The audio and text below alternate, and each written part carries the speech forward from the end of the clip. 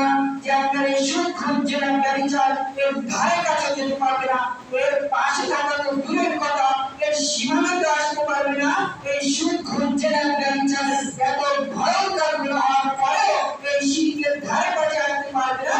শিরক এমন ভয়ঙ্কর গুলো আপনি এখনো বুঝতে পারছেন না, শিরক এত ভয়ঙ্কর গুলো কি দিয়ে আপনাদেরকে বোঝাবো শিরক কত ভয়ঙ্কর গুলো।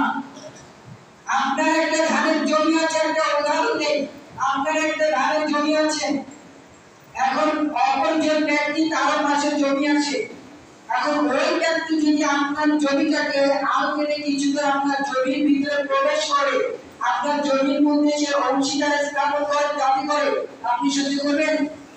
আপনি সহ্য করবেন? তার সাথে কি হবে? খুবই বেঁধে যাবে না? আপনি কখনো এটা মেনে নিবেন না, কোনদিন কারো মেনে নিবেন না। তবে আপনি যে ডাইরেক্ট আল্লাহর সাথে শরীক করছেন, একজন পীরকে ভীত মানুষকে আপনি আল্লাহ যেটা পারে আপনি তাকেও সেটা মনে করছেন, আপনি তার সাথে সিজদা করছেন, ইবাদতের মালিক শুধুমাত্র একমাত্র আল্লাহ সুবহানাহু ওয়া তাআলা, কিন্তু আপনি তাকে এই ক্ষমতা দিচ্ছেন, তাকে এই সিফাত আপনি দিচ্ছেন, আপনি যে আল্লাহর সাথে শরীক করছেন, এটা আল্লাহ কিভাবে সহ্য করতে পারে? কিভাবে সহ্য করবেন? যে রব যার করুণা ছাড়া আপনি আমি কেউ কখনো জান্নাত যেতে পারবো না, ক্ষমা পাবো না, আমাদের ইবাদত দিয়ে আমরা কখনোই জান্নাত যেতে পারবো না, এটা সম্ভব নয়। যদি আল্লাহ সুবহানাহু ওয়া তাআলা আমাদেরকে ক্ষমা করেন, করুণা দয়া অনুগ্রহ করে, আমরা পশ্চিম কালে জান্নাত যাবো না, রাজার পাবো না। সেই রবের সামনে আপনি শিরক করছেন, আপনার জমি যেমন একজন জোরপূর্বক দখল করে আপনি তাকে কুপিয়ে মার্ডার করবেন, আল্লাহর সাথে যে আপনি শিরক করছেন, আল্লাহ আপনাকে কি করবে? কি করবে কথা বলেন?